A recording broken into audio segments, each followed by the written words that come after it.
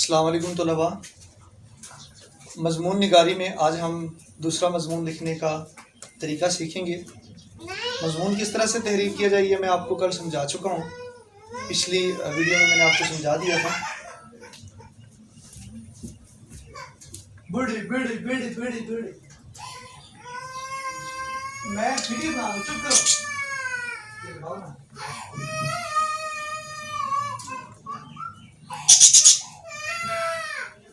میں باہر ویڈیو بنا رہا ہوں.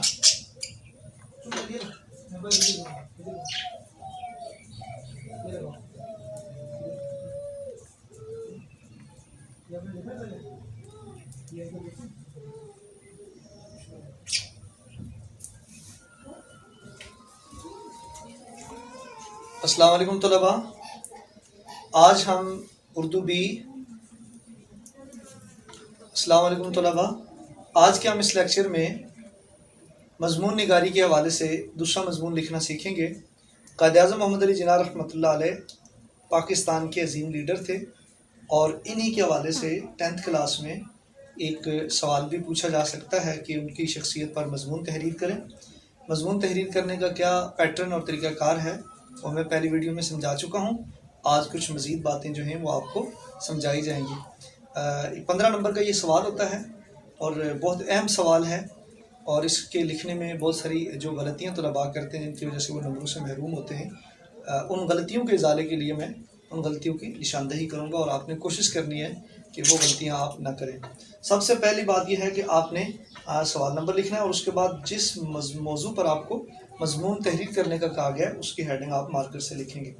پھر میں نے یہاں سے جیسے کہ لائن شروع کی کہ اس دنیا میں عظیم انسان روز پیدا نہیں ہوتے.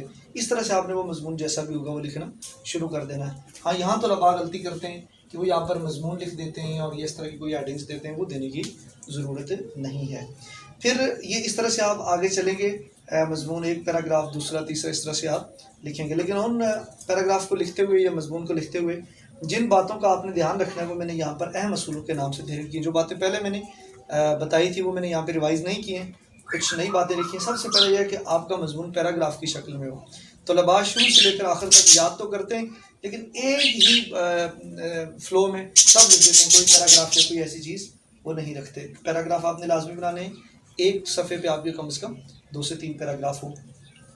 پھر جس مضمون پہ آپ کو جس موضوع پہ مضمون تحریر کرنے کا کہا گیا ہے اس کے حوالے سے اگر آپ کو قرآنی آیات، احادیث مبارکہ یا کسی بھی شخص کا قول آتا ہے تو وہ آپ ضرور اس میں لکھیں.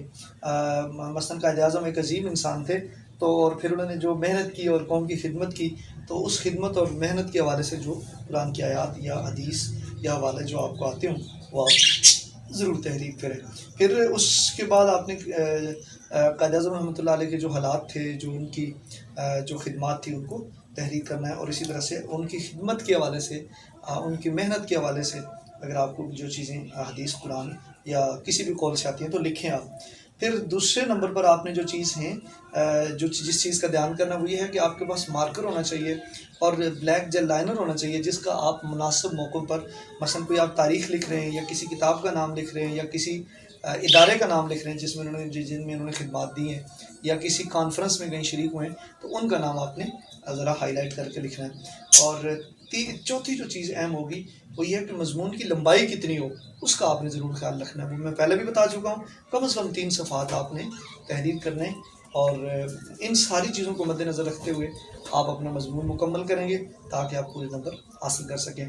تو یہ لیسن سننے کے بعد آپ نے قائد اعظم محمد علی جناح کو اپنی اردو بی کی کتاب سے اچھی طرح یاد کرنا ہے اور اپنی نوٹ بک پہ لکھ کر اس کی پریکٹس کرنی ہے. امید کرتا ہوں کہ آپ ان اصولوں کو مد نظر رکھتے ہوئے یاد کر کے اپنا سبق لکھیں گے. اللہ حافظ.